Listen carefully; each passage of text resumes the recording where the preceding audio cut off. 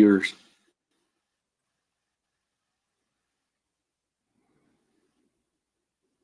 Anybody? It'll tell you might not have any viewers.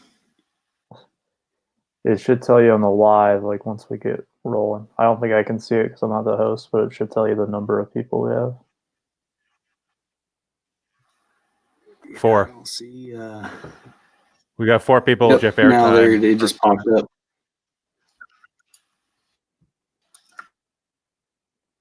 Hey Jeff, so I guess I'll start it out with my my normal hello YouTube. So guys, got JT here and Phil. So as stated in my other video, and I kind of shared with these guys, I just wanted to come on here and kind of chat with everybody live and just discuss the current state of the hobby and with baseball, what's happening right now, what we are seeing with some of the cards, the rookie releases, and just kind of go through each one of these. But started out with that right now with the COVID stuff. What is your guys' thoughts on, I guess, the current class of rookies we have with 1918 carryover?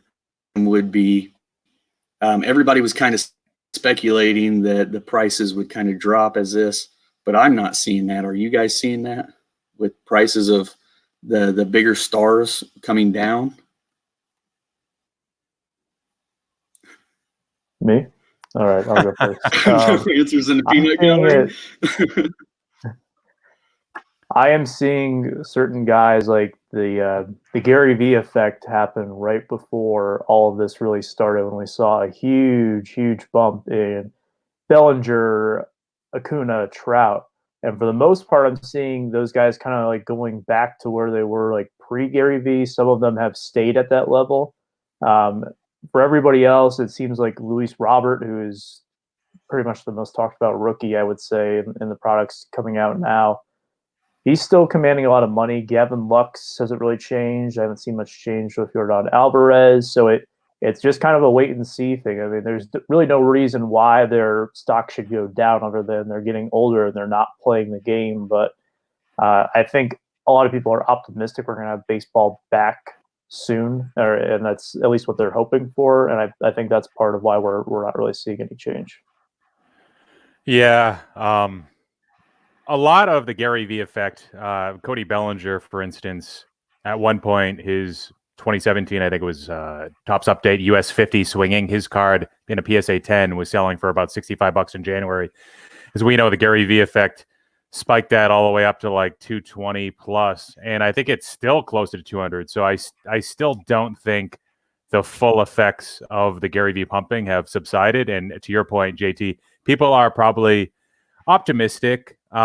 Maybe some of this isn't completely based on rational behavior, but MLB, having those meetings recently talking about starting games up July 1st, having a shortened 100-game season that would stretch in October. I think that's helping people. I think what also is causing, for better term, lack of a fall in baseball card prices has to do with the stock market, because there's been a lot of aggressive moves by the Fed, from a fiscal perspective as well, from a monetary policy perspective, that have kind of juiced the stock market to inflate it a bit, to a point where people don't actually understand that the state of the overall economy is probably in a little bit worse shape when you factor in unemployment numbers, stuff like that. And I think those factors are creating a false sense of security in maybe the baseball card market, because the stock market is only down 20-25% at this point from highs. Good deal. So with that being said, with the, do you guys think this is going to carry? I've heard rumors basically that we might see this going all the way into July, August, before we basically get released back in the public from quarantine. So it'll probably be fall before we get to see anything start, if they even do start anything. So if that were to happen, even with the money being pumped in right now, do you think it'll be sustained, or do you think we'll see a decrease? I guess what would be your thoughts? And I kind of would direct this at Phil. Even with like guys like Gary Vee coming in and boosting, do you think people will start to get nervous and scared, or do you think there's enough people out there that will keep it going, I guess?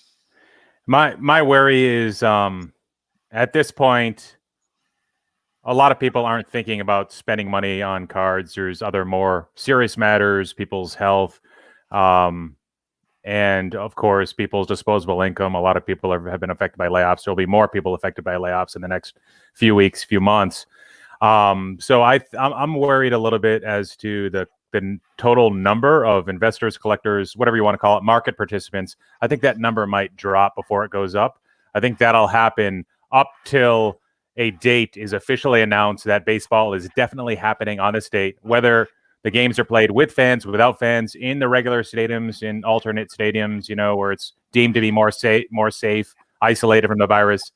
I just think there's the string of negative news stories is going to continue and get worse before it gets better. So I could see prices definitely dropping a little bit more. I don't think today's prices are at the lows or even near the lows. Yeah. JT?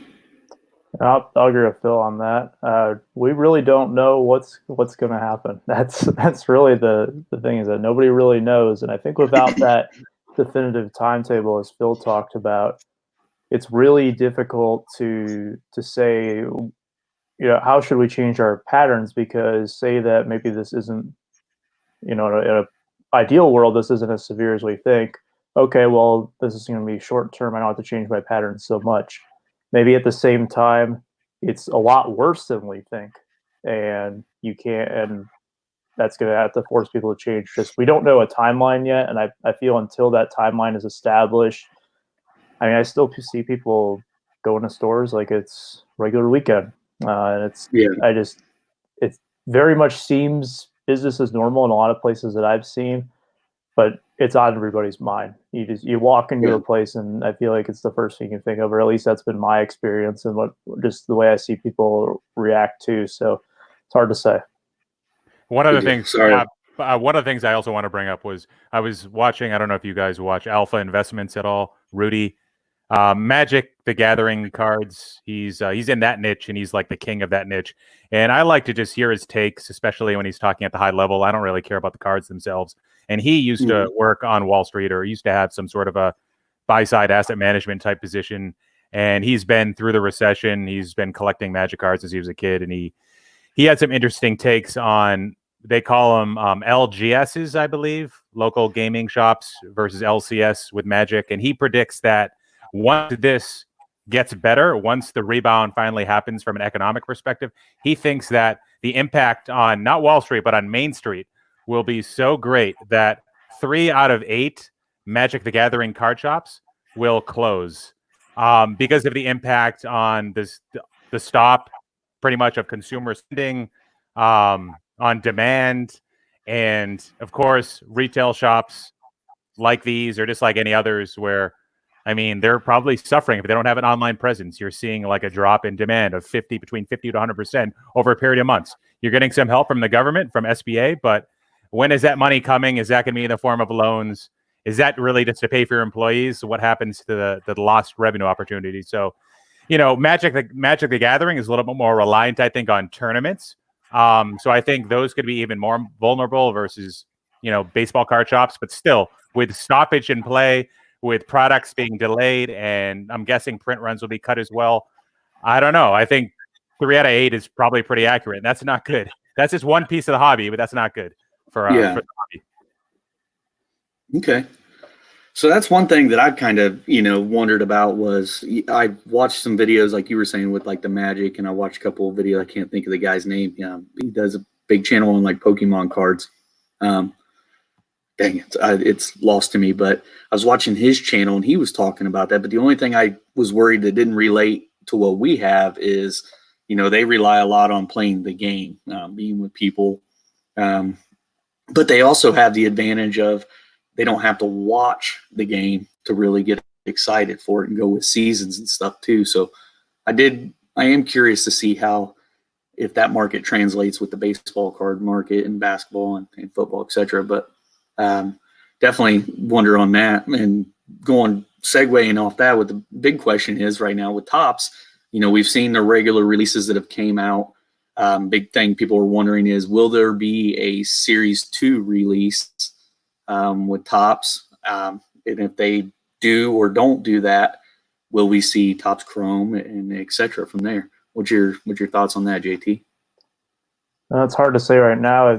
Topps is not an essential business. There's not really anything they do where I think they have to be open. I'm pretty sure now that I think Bowman got pushed back. Phil can probably answer that more. And I'm pretty sure that other companies as well. I know with, I believe it was NT Football, which just came out, was more so rushed to kind of like Panini to get that out, because that's kind of the culmination of the 2019 football product. So there was definitely a rush to get that out. And I've heard on like the NT basketball front, which is a very highly anticipated release, that's just kind of it's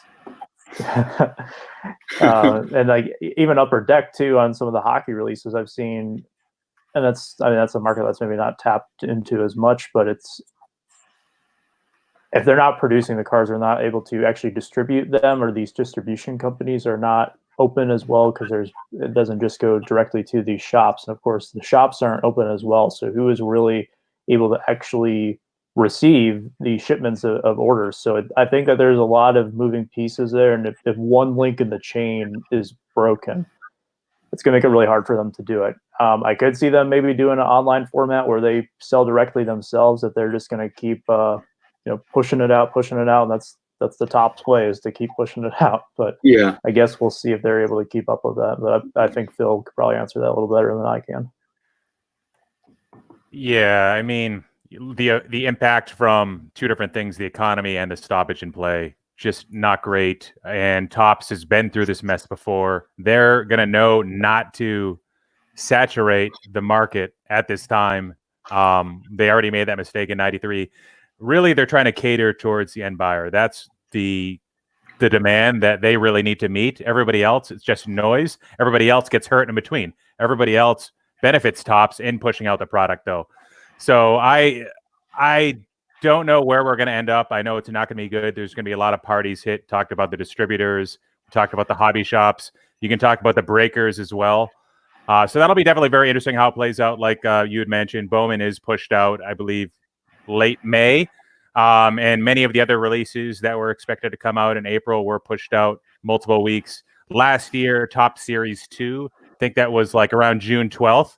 So it'll be interesting to see if that's pushed out, or if that happens. I could see that getting cut altogether. Topps being the only certified manufacturer for baseball cards, they're contractually obligated to put out a certain amount of sets per year. But does that stand for a time like this, when there might not be games, when the season's cut to 40 or 30 or 20% of a normal season's worth of games? In a worst case scenario, maybe 0% of the games. JT, what do you think about that? Do you know what the number of sets they're supposed to create that are required to?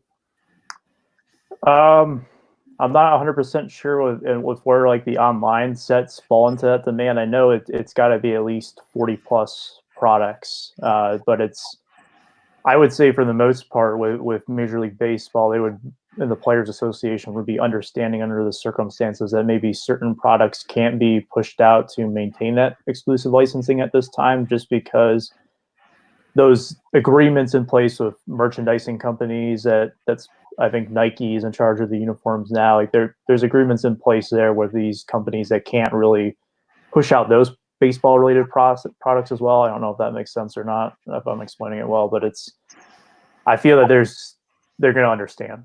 Basically, one of the things I thought about was with Bowman. Bowman is a product where with hobby, you have to already kind of have a pretty good idea of what the total print run is going to be. And I know with a lot of these products, they kind of print on demand, where they create an initial batch and they try to see, all right, what was the demand? What was the reaction? Check out our distributors. Our orders getting filled. Should we print more? All right, let's print out another batch. But with Bowman, you kind of have to know what the print run is going to be from the start. So you know what the insertion ratios are going to be with all the different color refractors as there's a finite set of those, and you can't really add extra refractors afterwards for the older batches or the later batches. So I could see with Bowman definitely them cutting the retail supply or print, because that won't really affect things. There's no guarantees. It's not really going to mess with the insertion ratios that much. You might have some unhappy customers at the beginning that don't get the best cards versus towards the end or something. I guess something like that could happen. But with retail, especially when a lot of people rely on physical store locations, which are tough to come by at this point, or ill-advised to come by at least, I could see that being something that they do away from, where with hobby products, you have the big three: Blowout, Steel City, DA Card World, and some of these hobby shops hopefully have an online presence, might be more easily accessible to get the hobby products. Yeah. So looking at the comments, Lou Rock kind of brought up something where he had mentioned the breakers are going to be the ones that suffer. And it kind of got me thinking there. I don't know. I don't buy into mini breaks, so I don't really know much about that side of the business. But I do know they drive the boxes of wax up big time. So if they start to see a decrease and that goes around, do you think that's going to, I guess, create kind of the overpopulation of situation, kind of where we have boxes and boxes still sitting around like the late junk wax era because no one's ripping? Or do you think it'll just pick back up and people will go right back into breaking, I guess, once we come out of this, possibly? What's your guys' thoughts on that? I think that you're going to see a huge exodus of the non-big time breakers. You're going to see, because it's to the risk management side of it, to like incur all these products and then make sure that you can send it off to people. And there's a lot of, you put yourself at a lot of risk opening up other people's cards. And there's a lot that can go wrong. It's not like this is some huge disaster, rocket science, but people get upset about a lot of different things. And it kind of goes back to that distribution point. If they can't get it from these distributors, and how are they going to be able to get the products? And the way that the breaking world works is very much, well, what's the next product? Let's move on to the next product. It's always, what have you done for me lately? And the chances that people would be interested in revisiting some of those older products, just the way that the hobby is wired, there's not a huge demand, I would say, where they can fill nearly the same volume. And the guys who are doing it, who are smaller, I just don't think are going to be able to keep up, especially if they're not able to. I mean, Bowman could be a huge release for them if they get it. That's a make or break release. You circle that date on your calendar when that comes out, and that's delayed by 2 months. All of a sudden, that's a huge part of your income. All of a sudden, that's out the window. So I really think that what it will do is it will force a lot of the smaller breakers out, which I don't necessarily think is a bad thing. I think there's too many of them out there right now. I think that who doesn't like to rip open cards, especially when you don't have to like put any money into it? Like, oh, I don't have to pay $1,000 to rip this case. I can enjoy the ripping of it, and then I have to send off the cards. But really, a lot of them, they want to do that. It sounds really good in theory, but a lot of them just don't have the time or the resources to be able to keep backing it up. So I really do feel that a lot of breakers are going to go under, which, I mean, it will probably be something where the hobby is correcting itself, I would say. Yeah, like you said, JT, less supply, less demand. The decision will be easy for these guys. They just won't be able to operate. They won't be able to get the product. They won't be able to, like, the customers that want to open the product. Less products, probably less print runs of each of those products, less boxes created. And I think that, like you said, JT, could be a little bit of a correction. Instead of the pre-sale prices of Bowman that we see now, which I don't know what they are now, but at least they were 3 weeks ago and probably 2 months ago on Blowout, it was $400 for a jumbo and about $190 for a hobby box, which would have been a record for Bowman pre-sale. And during release, if that price stuck, I could see those prices coming way down, maybe to the point where they were a year ago, 2 years ago. And this is going to allow a lot of consumers that don't partake in breaks, or maybe that do, that can't find a breaking community, to open the products at a cheaper price point. And you had asked this, Sean, but Is it going to affect like the amount of unopened product on the shelves? I don't necessarily think so, because I think Topps will inevitably be creating less of those products. I think it might affect the ability for those who want singles of those products to have to wait a little bit, because the velocity of products getting opened will be a lot slower, I think. Especially the first like 1 month or so, you're used to seeing like, oh, Wander Franco, all right, who's going to pull a superfractor? It might take a little bit longer to pull the Dominguez, the oranges, the reds, and people might have to wait out a little bit for that. So that'll be interesting. One of the things that JT and I talked about in our live stream that we did earlier this year, talked about the health of the hobby heading into 2020, was how the singles market was sort of isolated away from the wax ripping and breaking market. They're sort of two different things. So I don't think any of these factors will necessarily impact the price of singles for the short term. Okay. So here's just kind of off subject there a little bit, but in some realm. So one thing I worried about as a rookie collector, I've never collected during anything like this. I don't know if there's ever been a situation like this or precedent. I guess closest thing I can think of in my lifetime is the strike in the 90s. But to today's market now on rookie cards, you have the rookie shield that located on players, I think up to 80 games or something like that. And then the shield has to come off. I don't know what the number is.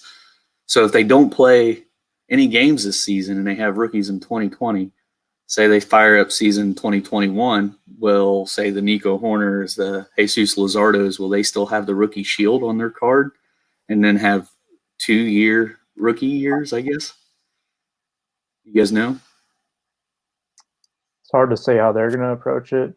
In the past, Panini did a joint rookie class when the last basketball lockout happened, but it was a different circumstance, and that's a different company. So it just depends. I mean, Topps loves to produce rookie cards, so it wouldn't surprise me if you see more. But right now, I would say, because you haven't seen a lot of the big releases yet, like a Chrome, you haven't seen. Trying to think, the ones that come out annually, so Ginter, Finest, Series 2, Update Series, these ones that are kind of staple products that we see every year. If those don't come out, then yeah, I want to put it past them to do it. Yeah, I probably agree with that. I don't think necessarily, and you probably agree with me here too, JT, but Series 2 next year, say if there weren't any games this entire season, Series 1 in 2020, I don't think would have Gavin Lux, Bo Bichette. I think they would try not to duplicate those rookies across similar products. And we've seen so far that Luis Robert has already been featured in quite a bit of products. Was he in, of course, he's got the short print on opening day. Somebody told me he was in Gypsy Queen as well. So that'll be interesting to see what happens to Luis Robert, but I would expect the same pattern for him, those same products next year. So say if Topps Chrome doesn't get printed this year, then yeah, maybe next year, Gavin Lux, Bo Bichette are rookies in that product. But it'll all be very interesting. It all depends on how many games there are this year, what happens, but also what happens to Topps Series 2, Topps Update, Topps Chrome, a lot of those key sets, Topps Heritage High Number, whether they're printed or not. I would hope that they err on the side of not duplicating these key rookies, because at this point, the Topps Series 1 print run from 2020, I bet Topps wishes they could reduce that at this point, because I think they didn't factor in the coronavirus when they came up with that print run. Yeah.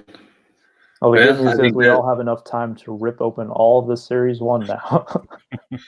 I don't know. Every time I have to go to the store, I still see, it seems like they just keep restocking. I don't even know where they're getting all these boxes from.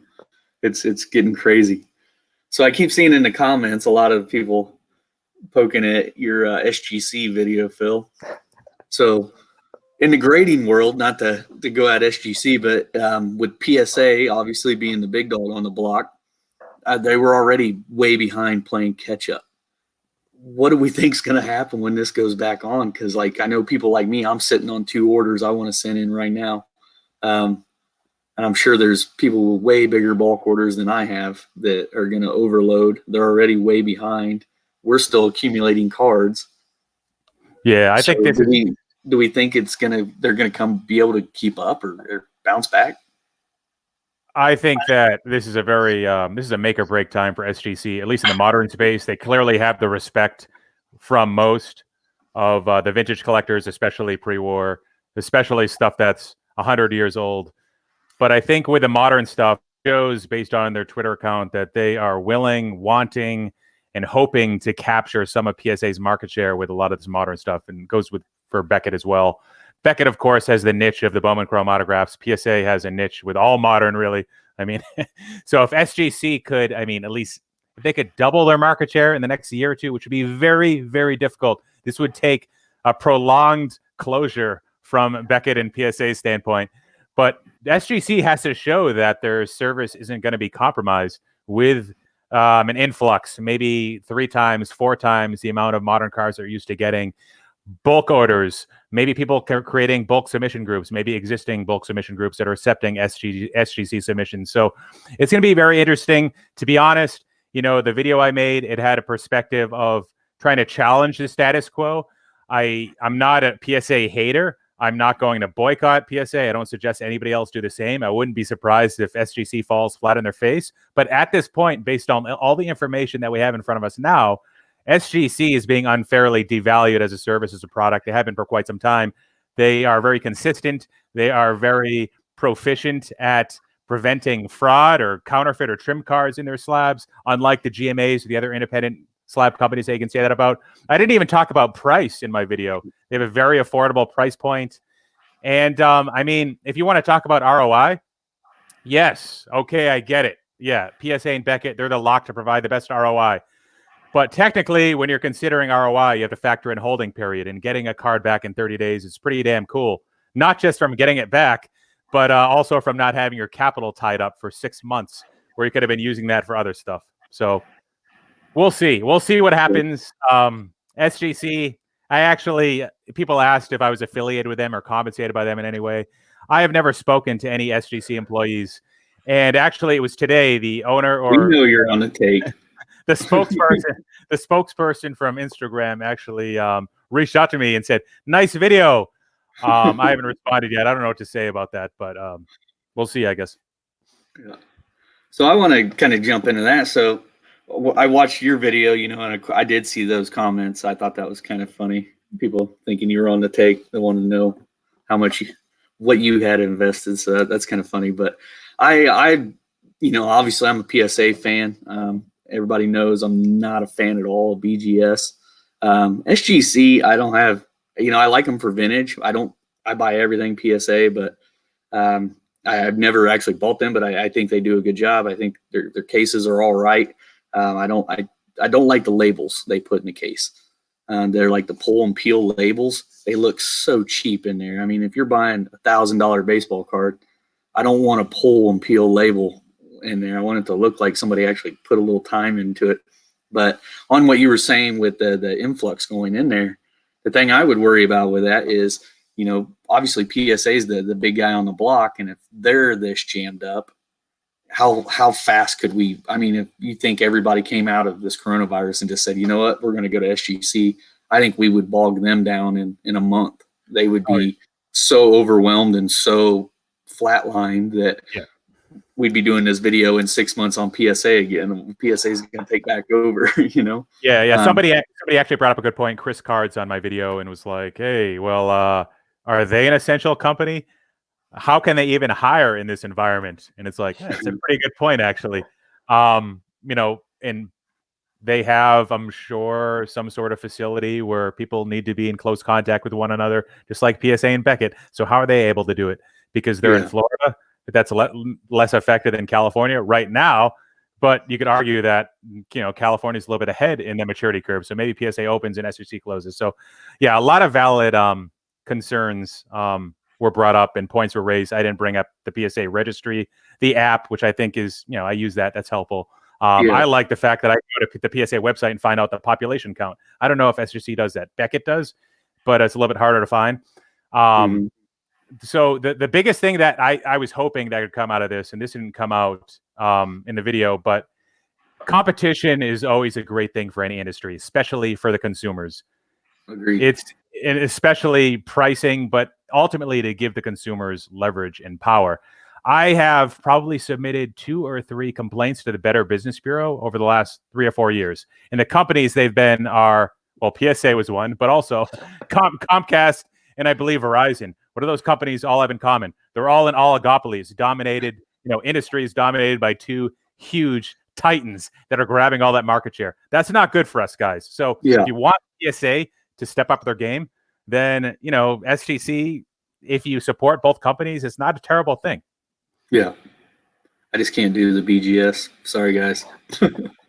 They kill me. What do you think, JT?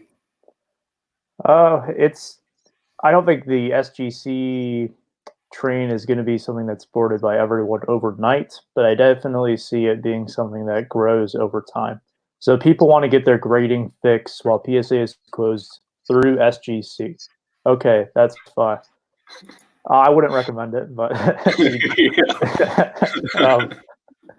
I mean, it really goes down to, I find it very, what was that? Oh, nice. What is that? I got a little bit of that in my life. I have error. And I didn't know how long we'd be on here, so I brought my backup. It's Saturday. I've been in this house for weeks. It's getting to be desperate times. So last year we deal with Slapgate, with PSA, and really it's this tipping point for so many different people, but yet we still see them more jammed up than ever before, and the coronavirus is definitely not something that is going to help that by any means. It's just, like you said, Sean, people are still building up bulk orders, and they're going to eventually just push them out to PSA probably, and most likely. And what is your concerns about getting a card graded by SGC for a lot of people? Some of them don't like the holders. That's understandable. I feel that the elephant in the room for a lot of people is that they're worried about the resale value. And Philmington talked about it. I mean, I think Phil nailed it. As that it's just looked down upon. And a lot of people are submitting these cards for resale purposes. They're not submitting their US 250s Acunas for their collection. They're sending 20 of them in to resell. And that's, they know they will get more money with a PSA 10. So I think that the true collectors, if you're looking to just have graded cards in your collection and you are okay with how the SGC holder looks, it's a good idea to maybe give them a chance. And even if maybe you're someone who's just a diehard PSA supporter, give them a chance. But overall, the competition is fantastic. I hate Comcast from personal experiences, and whenever you have a monopoly, it's not great. I would personally like to see another grading company kind of step up their game and even rival SGC, PSA, and BGS. So I'm not sure. I'm not really sure what the end game here for SGC is. Do I think that they're going to maintain this level of hype? Probably not, but I could see maybe in a year from now if we have this discussion again that my answer might be very different. But I definitely think that it's not wise to kind of brush them off, because this is the closest that you're going to get to a legitimate threat to the PSA monopoly, I would say. And that's something that we should definitely openly embrace, because at the end of the day, I think everybody wins except for maybe some of the card trimmers over there at PSA, but I don't think we really care about them too much. For sure. So in my ignorance here, I've never submitted anything outside of PSA. So the others, as far as cost, through all the tiers, are they pretty comparable, or are they far less inexpensive? Or I don't know. Have you guys submitted through the other companies? Beckett is a little bit more expensive if you are to try to do bulk. If you're looking for like a 30-day or expedited turnaround time, it's kind of comparable between Beckett and PSA. Now, where Beckett gets you is getting the subgrades. They're comparable to PSA. I guess it's more apples to apples if you don't get the subgrades, which is a newer service trying to push forward, which is unfortunate because I think a lot of people liked Beckett for the subgrades. And I look at those slabs now and I'm like, oh, come on. It's almost a way also to have some attribution. You can't call back PSA after you get a PSA 9 and ask, why did I get a 9? But at least with a label with Beckett, you can kind of, you might disagree with the subgrades, but at least you can kind of get a better understanding of why it got the grade it did. SJC obviously is going to be a bit cheaper. Maybe not bulk right now versus PSA, because they don't have the kind of the model built. They're probably not used to a whole lot of bulk submitting. People are usually doing it with modern. A lot of pack rippers, they don't really have that market yet. I think they're starting to get it. Mm-hmm. But time will tell. I think SGC actually has ability to actually hike prices a little bit more than where they are now, given this recent influx in demand. Okay. What do you think, JT? I've submitted to Beckett a couple of times. I've never submitted to SGC before. For me, I mean, just based on what I do, I'm not going to hide it, is that I submit to these companies for resale. So, I mean, part of me, when everything is open again and we're back to normal, and well, what are we going to what's going to happen when push comes to shove? I mean, I will still send a lot of cards to PSA, but if more and more people get behind the SGC thing, and I think in terms of collectors and getting cards that people want, I am more likely to at least try out SGC a little bit and give them a chance and at least submit some cards to them. Maybe it's for me, maybe it's not. I think it's just kind of it's a wait and see type of thing, which is, I've probably said that 100 times already. Overall, I just think it really comes down to why do you grade cards, and if you are doing it for resale, a lot of people turn away from Beckett because the prices are really high, and their return shipping costs I found are really astronomical.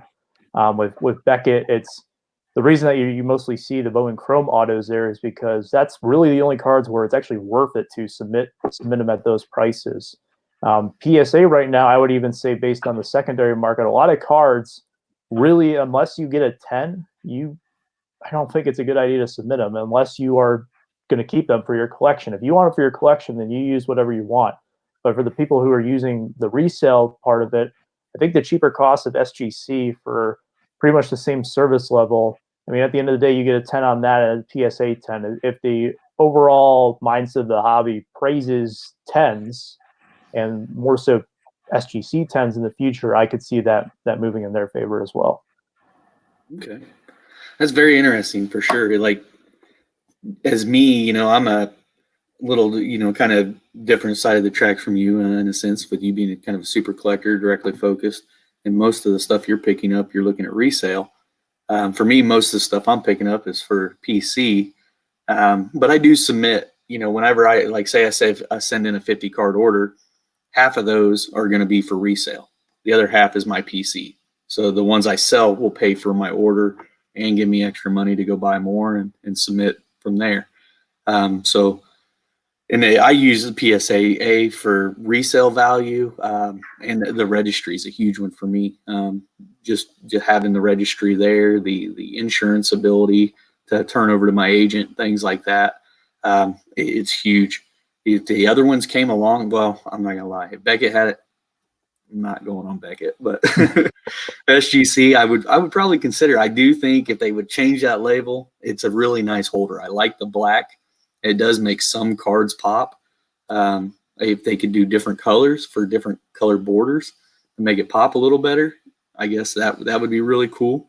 Or even for different grades, just something to be different and make it a little bit more interesting. You mind if I add something to that point? What's that? You mind if I add something to that point? No, go ahead. Okay. Yeah. And I think that's one of the things that Beckett really excels in, is that those black labels, they look sharp. And if you look at a Bowman Chrome auto, if you get a Mint 9, the label for that is silver, while the auto grade is like a 10 and it's gold. The color of the label has so much of an impact on the hobby. It is almost ridiculous for really what is essentially a very minor difference. It could be just one subgrade. So maybe a card is just a little bit off-centered, and all of a sudden that changes everything. It's almost gospel how much some of these subgrades put into effect. To speak on SGC's behalf, is one of the reasons that I'd be more willing to do business with them is just their willingness to listen to people. You can see their social media presence. They seem to be very active. I mean, they reached out to Phil. They've reached out to several others that I've seen as well. They are very much so engaged, and they've changed the label from that old one that kind of looked weird with like the green or whatever it was. Mm-hmm. I don't think very many people like that. They changed the grading scale where you don't have that like base 100 scale anymore. So they are at least willing to listen, and They stay up to date on hobby trends, and I think based on the Slabgate response that we saw last year at PSA, they're not as willing to do that. Collectors Universe, I feel they're more so complacent. So I'm always a big fan of supporting the little guy, but I definitely respect companies in the hobby that are more so willing to listen to those who actually purchase and engage with their services. For sure. Well, with all that being said, kind of going back to I guess we kind of went through the grading services, and I think if we go any further, we'll probably get people fired up. Start talking about GMA. I like the comment I saw on there earlier with Pepino's new grading service, the pig. I don't know if you guys have seen his slabs; they're pretty sweet. But honestly, all he needs is a machine. It'll be able to compete with GMA right away. Yeah, no doubt. Well, I don't know. Some of his titles he's putting on the cards might be a little questionable. He probably knows more about the hobby than 95% of the real independent card grading companies. You know, the people that kind of operate in the backyard of their parents' house. Absolutely. Well, a question that kind of gives me an idea of a question. So you guys have been to multiple nationals. When you go to these nationals and you're dealing with these grading companies that are there, do they have representatives that actually do like Q&As with the crowd or anything like that where people can actually bring forward their worries?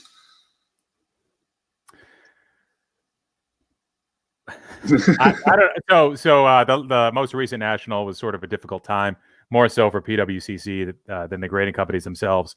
But were you in Chicago, Sean? No, I haven't been to a national yet. So they do have their own stands where they're set up, and you can ask them a bunch of questions. I did remember seeing the SGC folks. They were sort of tucked away, sort of reserved at least in regards to what they could have provided. Because at that time they were sort of not in front and center of the scandal, and PSA and Beckett probably were. But yeah, I'm not so sure if they do the Q&A type things. I know they're very approachable. I know members of the community have said that about SGC, probably PSA as well. From my experiences with not just third-party graders, but just any of the companies that actually set up there, a lot of times it is your best customer service people and the people who are better at maybe selling products and actually having product knowledge. So you don't really have the people who make the big decisions there, like present to answer your questions. It's more so people who kind of just go off of information that they were fed to them. Like that was, I'll name drop one, COMC. I talked to them at extensive lengths about a decision that they had made when I went to their booth this past year. And really the people there both days when I tried to didn't really know what I was talking about. It was more so just about the service and trying to explain to me like the really basic things that were present like right there on the sign that was right next to me, or if I just looked over and read it, I could see exactly what they were saying. So I think with a lot of them, I could be wrong. I'm kind of just pulling at strings here, but I think a lot of them don't really want to do that. I don't think that they don't want to have to face that criticism there, especially with a huge group right there. I don't see how they would. They probably don't see how it would benefit them, and that's why they don't do it. Well, I would just add to that with a lot of these companies. I mean, since it's like the biggest sports card convention of the year, they'll send the big wigs too. But they're a little bit harder to find. I know, obviously, Brent from PWCC was there. I think Propstein was there walking around. I wasn't able to talk to him. With Blowout, exactly what JT said. I walked up to the Blowout booth, and I talked to this guy who probably just started working there. Maybe he's part-time. And I was like, hey, so will it benefit me to have a user ID? Because I purchase a lot through Blowout, sparing the details, how much I spend, and why I need a product for my subscription product business. And the guy's like, oh yeah, you can create an account. Just go to our website. I'm like, no. But will it benefit me if I create an account? So right now I'm always checking out as a guest. And I just figured it was like a little bit easier for me. So why go through like the process of setting up an account, even though that takes 2 minutes? And he literally gave me no direction at all. So I still don't have an account. Yeah. So yeah, I mean, I just wondered, like, because I've seen like you guys have been there and do the videos where you've posted like how Tops does like the presser. I didn't know if the grading companies did that too, or if that was more just like the really big companies like Tops, Panini, etc., or whatever, you know. But speaking of the National, we have a question here from Lou. I've heard this talked about in many other group videos and just other videos in general, about the National moving locations. What's your guys' thoughts on that for this year? JT, you go. All right. So I was talking to a few people about this, and that's a big question, really, I think, in the community as it's April now, and the National starts in July. I mean, that's not that far away. I know that we're on opposite ends of the month, but still, the way that I understand these larger events to work from mostly like a sporting perspective, but I assume it applies to conventions, is that if you have a large scale national event and you're going to have people come in, you have this venue that you rent out, and they have to pay this fee to have it in this venue. And then, of course, anything that would happen with any associated companies that are around there, or centers where they have to kind of feed into the whole event. So if they were to cancel the show, their insurance policy most likely would not kick in unless they meet certain criteria. So I don't know what the exact details of their contract is, of course, and I won't try to bore everyone here with contract law and everything. But I think they have to at least make an attempt to move it before they eventually get shut down by, state governments, federal governments, whoever it is. So I definitely foresee them making an attempt to move it. I think that's mostly a CYA move rather than a, hey, let's host the National somewhere else type of move. But I would pretty much think that it's going to be postponed until 2021 in Chicago. So I think, I'd say right now, 75% probability that it doesn't happen at all in 2020. Based on hunch work a little bit, but that date that it's currently set to, that location, New Jersey is getting pummeled. I think they might have more cases at this point than New York. They're probably not going to be in the best shape to be able to have it. And I'm prepared. At the beginning of the coronavirus, one of my first initial concerns was, oh, geez, am I going to miss the National? But right now, for myself, for my personal life, and for the hobby as a whole, I think the National being canceled, being postponed, being moved is like the 20th or like the 30th of my most important concerns. So I guess they could push it out a few months, maybe move it somewhere else to a different location. There's going to be a lot of logistical challenges there to have that space, to have a place that works for everybody. I don't know what's going to happen. I actually have my biggest regional show of the year. It was supposed to be in April. And the guy, Rich Altman, he pushed it out to June. And he hasn't canceled it yet. And clearly, without any autograph signers, without any customers, without any dealers going, you can't have it that day. On top of that, not to mention what the state allows and doesn't allow. So I don't know why he's asking me, do you want to buy another table? I have one available. So I can give you an interest-free loan for you to pay it back to me. I'm not going to lie. I'd leave quarantine to go to a show right now. I'm struggling. This is too long in my house, man. I'm not meant to be indoors this long. Oh, so I guess with everything that's been talked about, I think a lot of people have made these videos.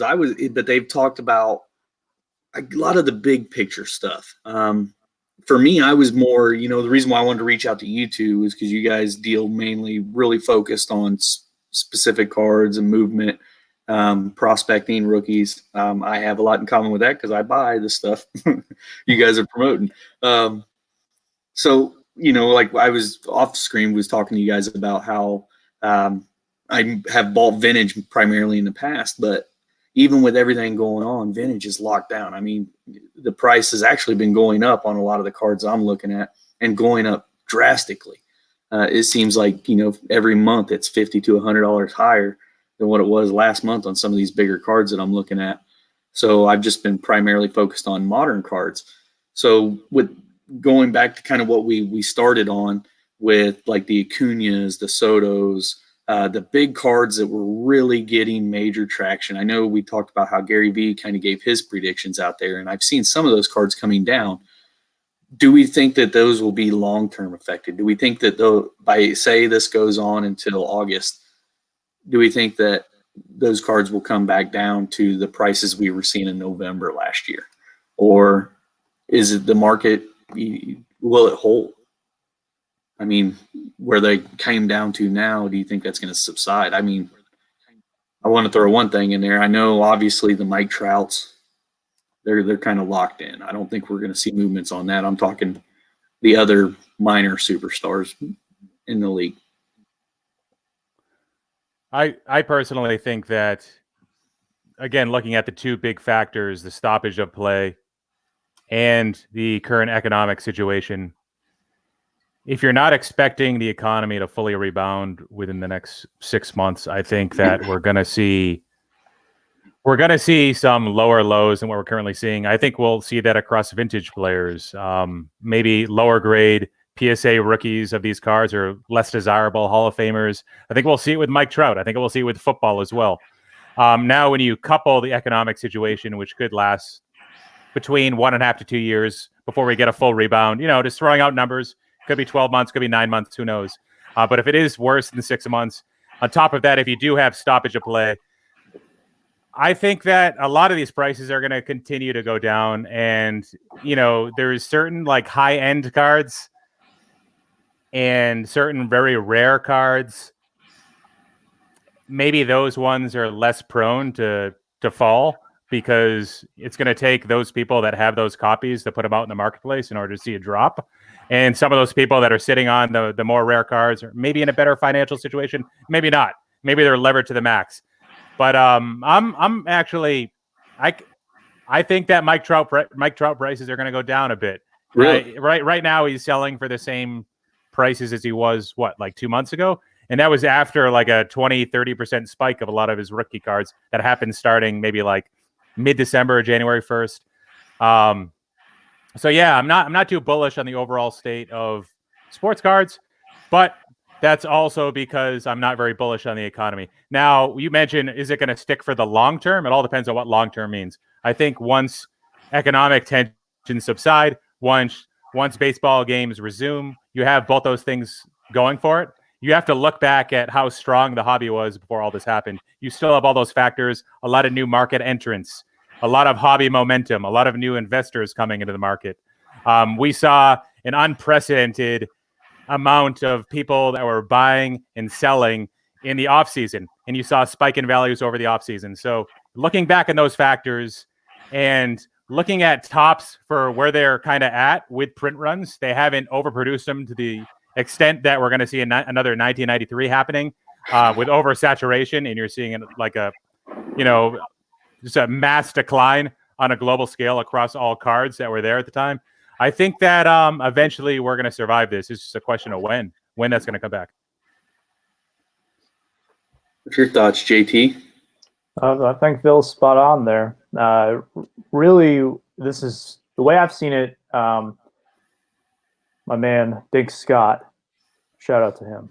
I saw him earlier on. I think it was like 40 minutes ago, but I'm answering it now. Have I seen a dip in any of my sales? Not really. According to my eBay store, my sales are up like 10% from what they were last month. And I wasn't doing this at this time last year, so it's kind of hard to say for sure, like how much it's different. But really, this is like the off-season part 2. What I would say we'll see is it's going to be this like baby boomer type of mentality when baseball is announced that like, hey, we're getting baseball back on this date. And Phil alluded to this earlier.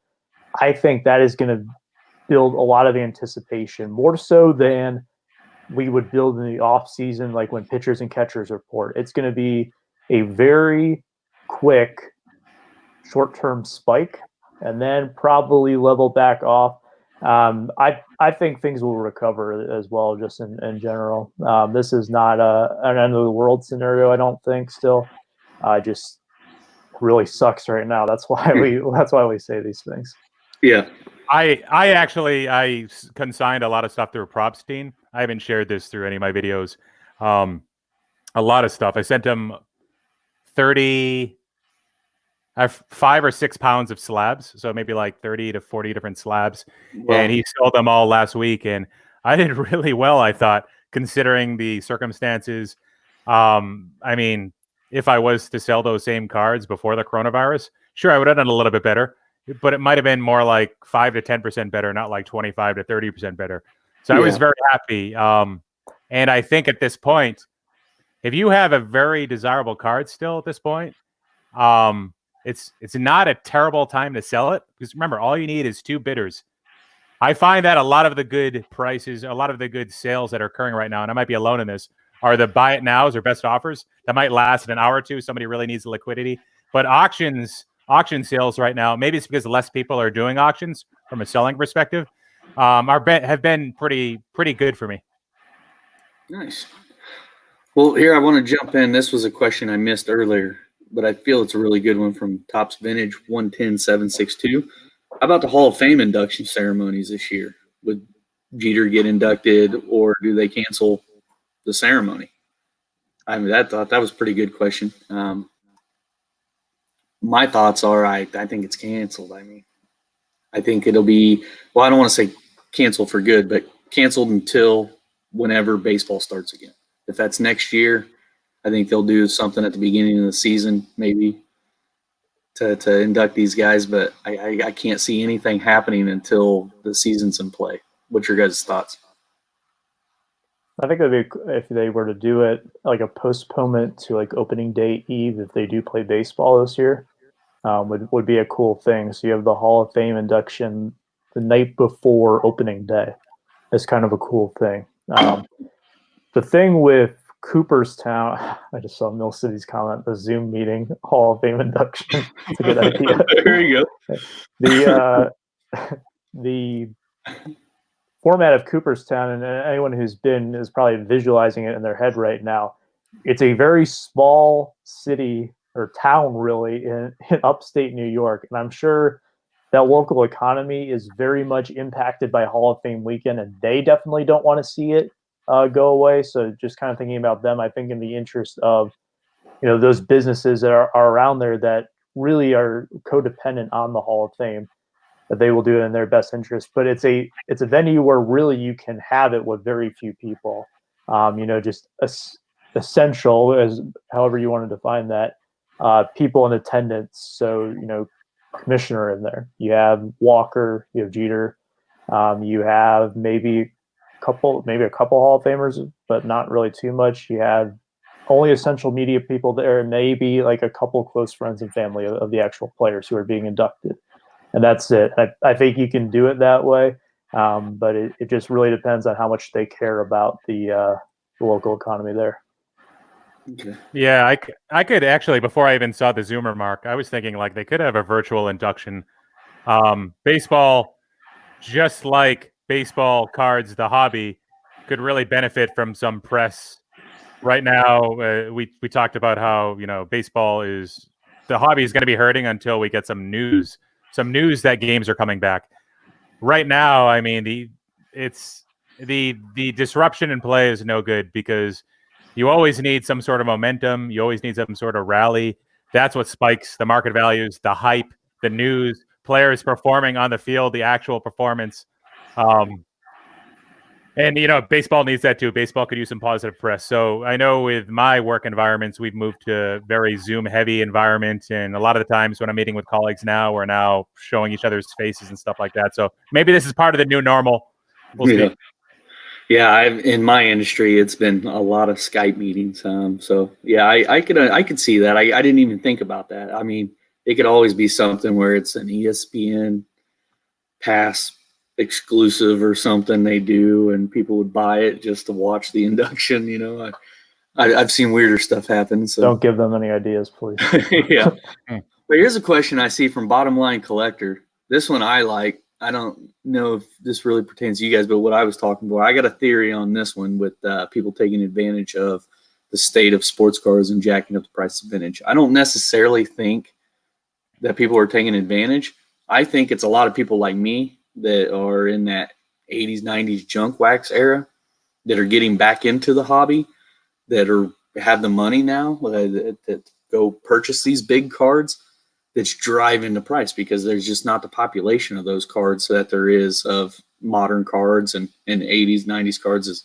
So it just, supply and demand right there. So that's what I think is happening with those. I could be wrong, but I know there's many cards that I've been trying to get, and JT, you've heard me vent, that are just, they've gotten so out of control that, a year ago were what I would consider normal prices, and then they've doubled or tripled in some cards. What's your guys' thoughts on that one?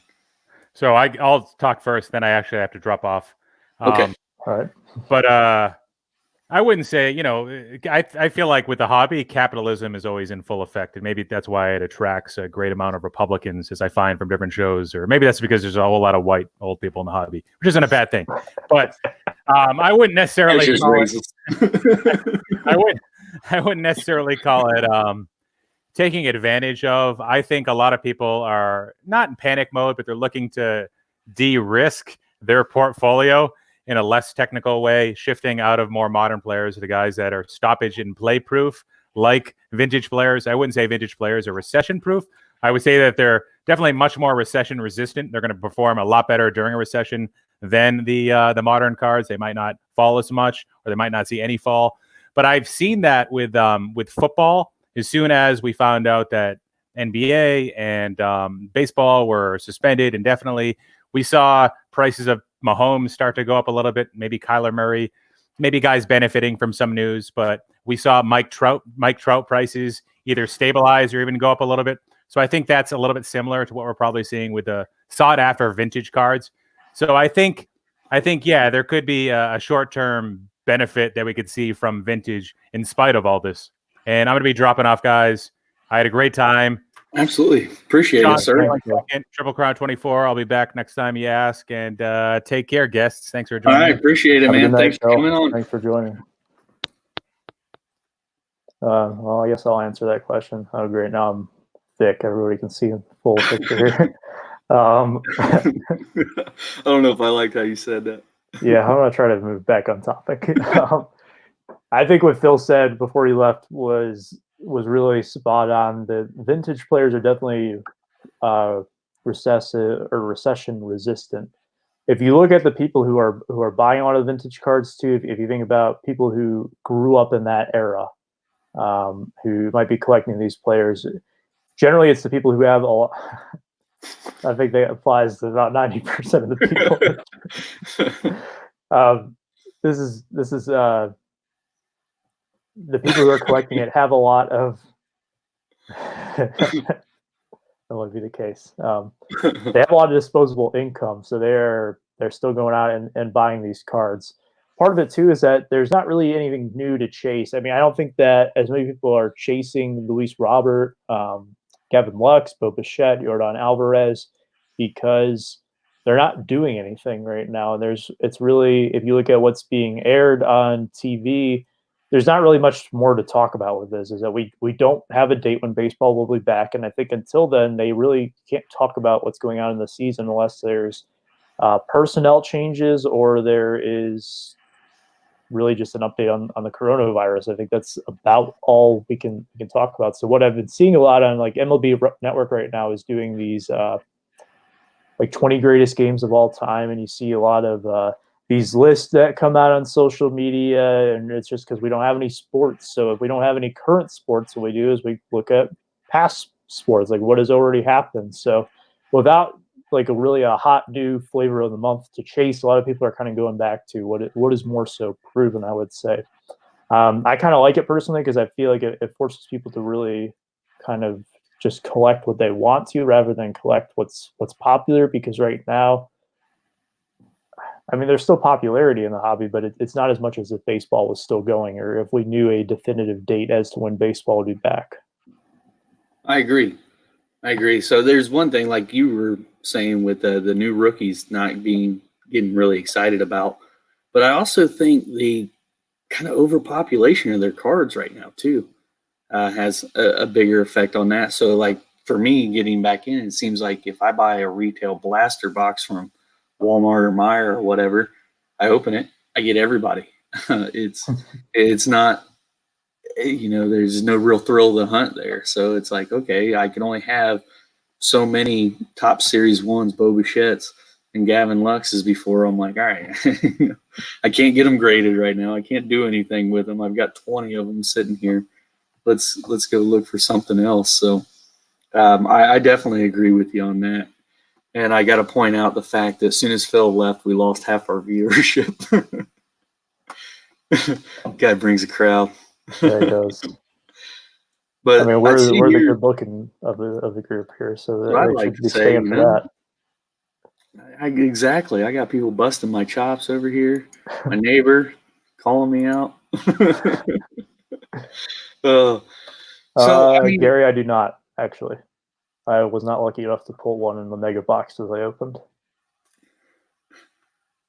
So, with all this that we've talked about, kind of just to sum up our discussion with tonight.